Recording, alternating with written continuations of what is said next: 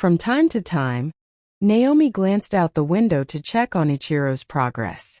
She noticed the way he moved, deliberate, methodical, almost as if he were familiar with the layout of the garden, though they had only met him that morning.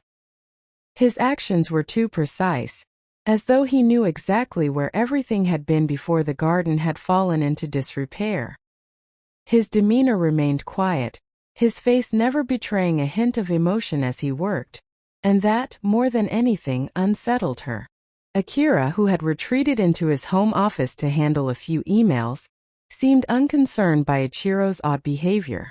"He's just focused," he said when Naomi mentioned her discomfort.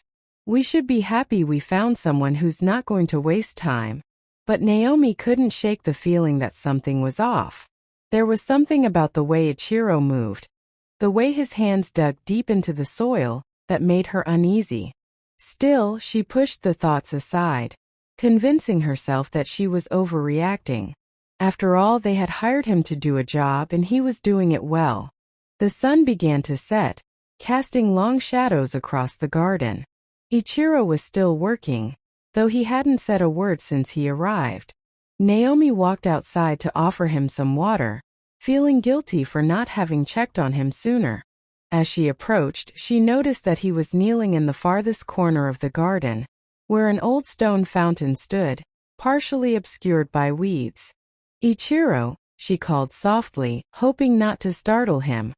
He didn't respond. His hands were deep in the dirt, pulling at something beneath the surface. For a moment, Naomi thought she saw a flicker of surprise in his usually calm demeanor. Something about whatever he had uncovered had unsettled even him. "Ichiro," she called again, louder this time. He paused, wiped his hands on his pants and stood up, turning to face her.